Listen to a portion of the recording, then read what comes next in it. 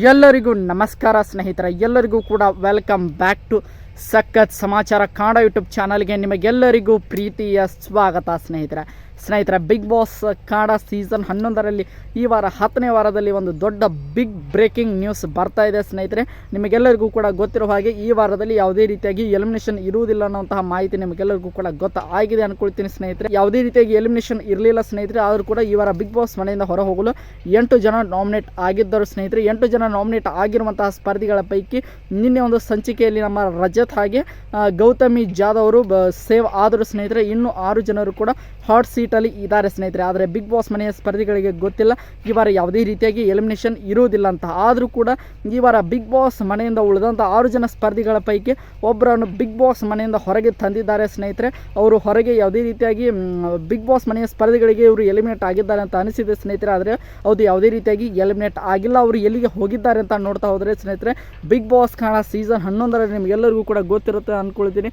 Last 6ನೇ season ಅಥವಾ 7ನೇ season ಅಂದ್ಕೊಳ್ತೀನಿ, ಒಂದು ಸೀಕ್ರೆಟ್ ರೂಮ್ಗೆ ಕಳಿಸಿದ್ದು. ಆದರೆ 4 ರಿಂದ 5 ವರ್ಷಗಳ ನಂತರ ಮತ್ತೆ ಸೀಕ್ರೆಟ್ ರೂಮ್ ಅನ್ನುವಂಥ ಕಾನ್ಸೆಪ್ಟನ್ನು ಹೊಸದಾಗಿ ತಂದಿದ್ದಾರೆ ಸ್ನೇಹಿತರೆ. ಈ ಉಳಿದಂಥ 6 ಜನ ಸ್ಪರ್ಧಿಗಳ ಪೈಕಿ ಯಾರು ಸೀಕ್ರೆಟ್ ರೂಮ್ಗೆ ಹೋದರು ಸ್ನೇಹಿತರೆ, ಅದರ ಜೊತೆಗೆ ಏನೇನೆಲ್ಲ ಪ್ರೊಸೆಸ್ ಇದೆ ಅನ್ನೋದರ ಬಗ್ಗೆ ನಾನು ಈ ವಿಡಿಯೋದಲ್ಲಿ ನಿಮಗೆ ಸಂಪೂರ್ಣ ಮಾಹಿತಿಯನ್ನು ತಿಳಿಸ್ಕೊಡ್ತಾ ಹೋಗ್ತೇನೆ ಸ್ನೇಹಿತರೆ. ಅದಕ್ಕೋಸ್ಕರ ನಮ್ಮ ಚಾನಲ್ಗೆ ನೀವಿನ್ನೂ ಸಬ್ಸ್ಕ್ರೈಬ್ ಮಾಡ್ಕೊಂಡಿಲ್ಲ ಅಂದರೆ ಎಲ್ಲರೂ ಕೂಡ ಚಾನಲ್ಗೆ ದಯವಿಟ್ಟು ಸಬ್ಸ್ಕ್ರೈಬ್ ಮಾಡ್ಕೊಳ್ಳಿ ಸ್ನೇಹಿತರೆ. ನಿಮಗೆಲ್ಲರೂ ಕೂಡ ಗೊತ್ತಿರೋ ಹಾಗೆ 8 ಜನ ನಾಮಿನೇಟ್ ಆಗಿರುವಂಥ ಸ್ಪರ್ಧಿಗಳ ಪೈಕಿ ಗೌತಮಿ ಜಾಧವ್ ಹಾಗೆ ರಜತ್ ಅವರು ಸೇವ್ ಆದರು. ಇವತ್ತಿನ ಒಂದು ಸಂಚಿಕೆಯಲ್ಲಿ ನಮ್ಮ ಭವ್ಯ ಗೌಡ ಅವರು ಕೂಡ ಸೇವ್ ಆಗ್ತಾರೆ ಸ್ನೇಹಿತರೆ. ಆದರೆ ಉಳಿದಂತೆ ಹಲವಾರು ಜನ ಸ್ಪರ್ಧಿಗಳು ಕೂಡ ಸೇವ್ ಆಗ್ತಾರೆ.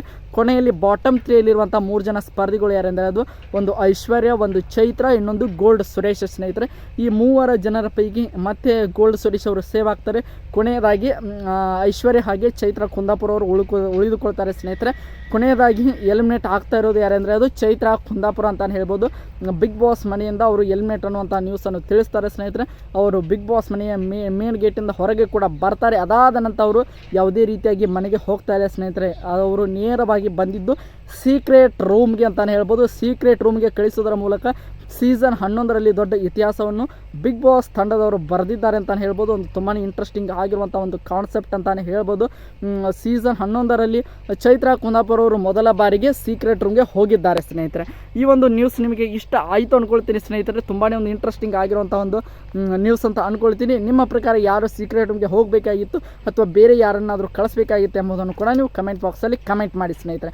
ಮತ್ತು ಇದೇ ರೀತಿ ಬಿಗ್ ಬಾಸ್ ಕನ್ನಡ ಸೀಸನ್ 11ಕ್ಕೆ ಸಂಬಂಧಿಸಿದ ಪ್ರತಿಯೊಂದು ಲೈವ್ ಅಪ್ಡೇಟ್ಗಳಿಗಾಗಿ ನಮ್ಮ ಚಾನಲ್ಗೆ ಸಬ್ಸ್ಕ್ರೈಬ್ ಮಾಡಿಕೊಂಡು ಸಪೋರ್ಟ್ ಮಾಡಿ ಸ್ನೇಹಿತರೆ. ಮತ್ತು ಮುಂದಿನ ವಿಡಿಯೋದಲ್ಲಿ ಸಿಗೋಣ. ಎಲ್ಲರಿಗೂ ಕೂಡ ಧನ್ಯವಾದಗಳು. ಹೀಗೆ ಸಪೋರ್ಟ್ ಮಾಡ್ತಾಯಿರಿ.